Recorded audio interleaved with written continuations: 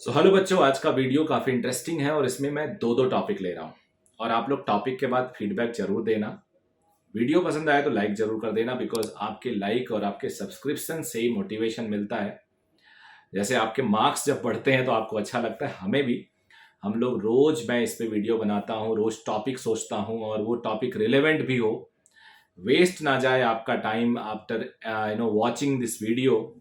इसका पूरा ध्यान रखता हूँ, बड़ा ना हो वीडियो, तो बहुत सारी चीज़ें हमारे दिमाग में चलती हैं और इसको ख्याल में रखते हुए वीडियो बनाता हूँ। तो मुझे नेचुरली अगर आप लोग लाइक करते हो तो अच्छा लगता है, कमेंट लिखते हो तो और अच्छा लगता है, और उसको पढ़ के मैं फिर अगले वीडियो पे प्लान करता हूँ। तो अभी आज का दो टॉपिक है, दो टॉपिक पहली बार लेके आ रहा हूँ। छोटे छोटे टॉपिक्स तो होते हैं, लेकिन इस टॉपिक में हम लोग कवर करेंगे क्या हमें टॉपर्स को फॉलो करना चाहिए।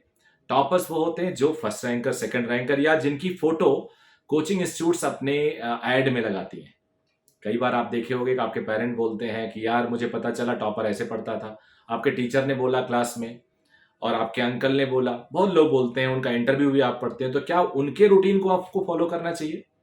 और दूसरा टॉपिक है जो काफ़ी इंटरेस्टिंग है कि आपके जो मार्क्स आजकल टेस्ट में आ रहे हैं, कभी 480, कभी 510, कभी 570, कभी 530, फ्लक्चुएट करते हैं, उससे कितना हद तक हम डरें, उससे हम क्या कंक्लूड करें, क्या ये सही है, गलत है, अगर गलत है तो दूर कैसे करें, इस पे बात करेंगे इस पूरी वीडियो में। तो चलो आगे बढ़ते हैं। बिना जाने कि क्या टॉपर को आपको फॉलो करना चाहिए, या आप एक अपने इंडिविजुअल हैं जो एक अलग डिफरेंट, जिनका अपब्रिंगिंग हुई है, जिनकी प्रिपरेशन अलग है, जिनका माइंडसेट अलग है।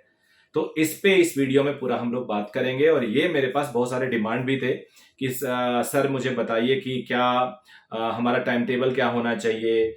टॉपर तो वहाँ पे कोचिंग कर रहे थे, उनका उनका सिलेबस पहले ख़त्म हो गया, वो एक बार रिवाइज कर लिए पूरे सिलेबस को, उन्होंने फेब में सिलेबस ख़त्म कर लिया, हमारा सिलेबस तो अभी भी चल रहा है। तो क्या हमें उनकी स्ट्रेटजी को फॉलो करना चाहिए? तो मेरा आंसर ये है कि शायद हमें किसी की स्ट्रेटजी नहीं फॉलो करनी चाहिए, हमें अपनी एक स्ट्रेटजी बनानी चाहिए और सबकी स्ट्रेटजी जाननी चाहिए, और जो बेस्ट हमें सूट करे उसको हमें फॉलो करना चाहिए। मेरा मानना है कि टॉपर, जो टॉप 10 टॉप 100 होते हैं, वो अप्रॉक्स सपोज करो 18 लाख बच्चे एग्जाम दे रहे हैं, तो मुझे लगता है 18 लाख 17,95,000 बच्चे उनसे डिफरेंट होते हैं, उनको उनकी स्ट्रेटजी फॉलो नहीं करनी चाहिए। मे बी टॉप 5,000 उनको फॉलो करनी चाहिए। तो majority of the student, majority of the portion बच्चों का जो ऐसा है, जो किसी टॉपर की स्ट्रेटजी अगर वो फॉलो करते हैं तो अपना नुकसान करते हैं, क्योंकि उनकी अपब्रिंगिंग, उनकी जो प्रिपरेशन लेवल है वो डिफरेंट है। अब मैं इसको 2-3 तरीके से आपको समझाऊंगा। एक बच्चा जो 10वीं क्लास में एनटीएससी क्वालिफाई किया है, नेशनल टैलेंट सर्च एग्जाम, जो पूरे इंडिया में 1,000 सीटें ही होती हैं, और वो 10वीं तक में एग्जैक्टली वो नीट फिजिक्स पूछ लिया जाता है।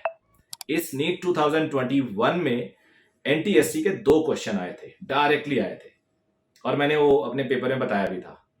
तो एनटीएससी क्वालिफाइड एक बच्चा है जो 8वीं में अपने स्टेट का टॉपर है, या ओलंपियाड वगैरह में दिया, आगे बढ़ा है, एनटीएससी क्वालिफाई कर रहा है, सेकेंड स्टेज भी क्वालिफाई कर रहा है, और मतलब उसका एकेडमिक ट्रैक बहुत ही बढ़िया है। वो बच्चा टॉपर बन रहा है, मान लो किसी कहीं पे लोकेटेड है, उसको एक नेशनल कोचिंग आया उसके घर, उसको ले गया, और फिर उसकी स्ट्रेटजी सामने रख दी कि ये बच्चा टॉप किया क्योंकि ये मेरे यहाँ पढ़ता था, और ये बच्चा हमारे हॉस्टल में बैठ के पढ़ता था, और ये 6 घंटे पढ़ता था, ये 5 घंटे पढ़ता था। अब आपने सोचा कि आप भी वैसा करने लगे। इसका सिलेबस हमने जनवरी में खत्म कर दिया था, अब आपका सिलेबस अप्रैल में खत्म हो रहा, आप टेंशन में आ गए कि नहीं नहीं, उसका सिलेबस तो जनवरी में खत्म हो गया था। अरे आपको ऐसे बहुत सारे स्टूडेंट मिलेंगे जो हैदराबाद, आंध्रा में है, तेलंगाना में है, वो 11वीं में 12वीं फिनिश कर लेते हैं। 10वीं के बाद जब बच्चा 11वीं में जाता है, वो ऐसे बच्चे को मैं जानता हूं, आईआईटी जेई में एक बच्चा है मेरे नॉलेज में, कि उसे आज, वो 11वीं में इस साल एंटर हुआ है, उसे आज आईआईटी जेई में बैठाओ तो 500 रैंक के अंदर लेके आएगा एडवांस में। उसने कंप्लीट स्टडी कर रखी है। तो आप उसको कंपेयर होकर दुखी हो सकते हो क्या? बिल्कुल भी नहीं, बिल्कुल भी नहीं। तो ऐसे केसेस में आप लोग को अपनी खुद की स्ट्रेटजी पे भरोसा रखना चाहिए। और आज मैं अभी इस वीडियो में अब आगे कुछ पॉइंट और बताऊंगा कि आपके अगर मार्क्स फ्लक्चुएट कर रहे हो तो आपको क्या करना चाहिए।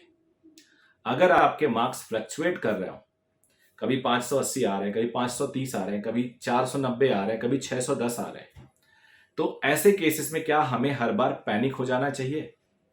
मेरा पहला आंसर है कि फ्लक्चुएशन ठीक तो नहीं होता, लेकिन दूसरा आंसर है कि ये कभी कभी पार्ट टेस्ट में हो जाता है। कोई टॉपिक आपको, कोई चैप्टर के क्वेश्चंस आपको ढंग से आते हैं, कुछ चैप्टर के कुछ पोर्शन में आपको दिक्कत है। जब पार्ट टेस्ट होता है, छोटे छोटे टेस्ट होते हैं, तो एग्जामिनर, पेपर सेटर चैप्टर के डीप में चला जाता है और कई बार कुछ क्वेश्चंस बहुत इंपॉर्टेंट नहीं होते हैं, वो भी पूछे जाते हैं। तो ऐसे केस में आपका अगर वेरिएशन होता है तो इट मे बी, एक रीजन ये भी हो सकता है कि आपसे ऐसे क्वेश्चन पूछ दिए गए हैं जो आपको या तो उतना अच्छे से नहीं आते या फिर आपने उसको लेस इंपॉर्टेंट समझ के पढ़ा ही नहीं है। तो घबराने वाली बात नहीं है अगर सिचुएशन ऐसा है तो। लेकिन अगर सिचुएशन सब कुछ सही जा रहा है और आपका मार्क्स फ्लक्चुएट कर रहा है तो थोड़ा चिंता वाली बात है। और इस चिंता से बचने के लिए आपको क्या करना चाहिए? आपको एक मिनिमम अपना टारगेट रखना चाहिए कि ये मेरा एक थ्रेशोल्ड है। Suppose you have achieved the threshold of 550 marks, so 550 should be your threshold. Thereafter आपका, आप एज्यूम करोगे मुझे 600 कभी जाना है, कभी 630 अगर मैं जा रहा हूं, मैं किसी टेस्ट, पार्ट टेस्ट में, तो वो चलता है। क्योंकि अगर इस तरह से आप काम करते हो कि आपने थ्रेशोल्ड मेंटेन करके रखा है throughout your test series, तो आप जब फुल लेंथ टेस्ट में जाएंगे तो वो थ्रेशोल्ड को काफी आप 100 नंबर से क्रॉस कर सकते हैं। और थ्रेशोल्ड कोशिश करो अपने स्टेट के कट ऑफ के बराबर हो। Threshold should be the cut off of your state, उससे नीचे नहीं जाना चाहिए थ्रेशोल्ड। अगर ऐसा है तो आप चाहे नीचे ऊपर वेरी करें, 70-80 नंबर, 50-60 नंबर, कोई फर्क नहीं पड़ता। तो आई होप ये आपको समझ में आ गया होगा। तो ओवरऑल इस वीडियो हमने दो बातें की। दो बातें ये है कि क्या हमें टॉपर्स की स्ट्रेटजी फॉलो करनी चाहिए ब्लाइंडली? आंसर है बिल्कुल नहीं करनी चाहिए। अच्छी बातें ले लो, मोटिवेट, अच्छा अचीवर है, लेकिन हम बिल्कुल उसे ब्लाइंडली फॉलो नहीं करेंगे।